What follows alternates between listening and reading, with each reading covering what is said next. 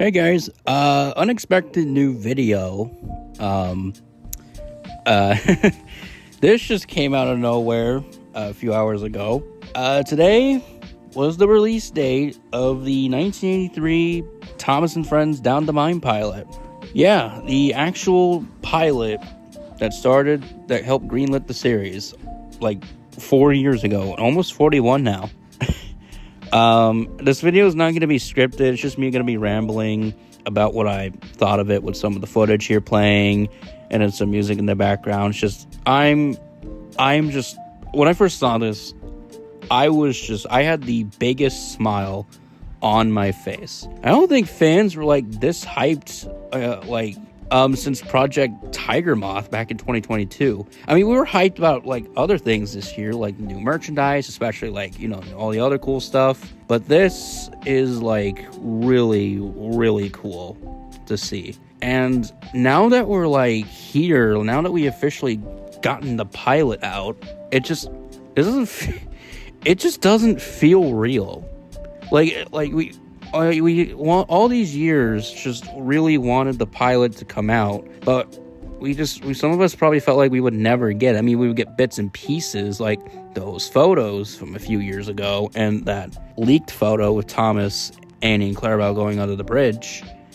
Like that was leaked not too long ago. I think it was last year or a few months ago. I don't know. I think it was last year. The cool thing is that they actually got back Mike O'Donnell to do the music. Obviously, it sounds different. And even Ringo Starr narrated this episode. Yeah, he redid it. This is not old recordings. It was narration. This is Ringo Starr narrating a Thomas episode since season 2. That was that season 2 is almost 40 years old. Like, about the episode itself, like, basically, it's just Down the Mine. Again, it's just the same thing as Down the Mine. Of course, a classic story. Who doesn't love it? But honestly, I kind of prefer this version of it. I mean, I know it's just basically the same episode, just it's a pilot, obviously. But the way that some of the shots look here and how like the faces look, and especially how Thomas falls in the mine, we actually see the mine crumbling, and it felt more dramatic. I think I kind of prefer this over the final product. I mean, nothing will ever beat the final product.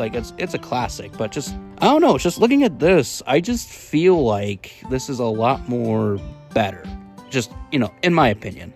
And another thing I noticed, that the way how the engines look, well, just Thomas and Gordon. Of course, Gordon has a sloped running board, and Thomas has chunkier side rods along with him.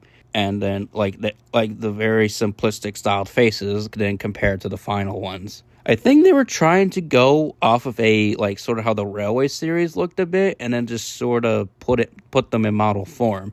I mean, obviously, the TV series models, they based how they look off of the, early, I think it was Reginald Payne? Yeah, Reginald Payne illustrations. That's just what I think. These just, feel like really Railway series. You could just tell, on, Thomas's model, he has the, red boiler band going behind a smoke box. We don't see that in TV series. We see that in the Railway series. Some other things, of course, some shots were, of course, used in here, and some shots that were used in here were used in the final product. My thoughts, I'll probably make another thoughts on video about this someday, a more in-depth, but just honestly, this is probably the coolest thing that Mattel has done so far for Thomas. It's just stuff like this. I know the franchise is not at its best at the moment, but stuff like this, along with some of the merchandise and whatever,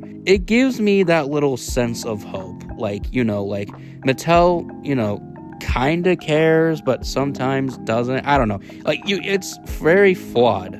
Overall, that's really all I have to say. It's pretty much the same as everyone else's. I am very, very happy that this finally came out after 40 years. And this can be viewed by many Thomas fans, young and old, and can watch it anytime in the future.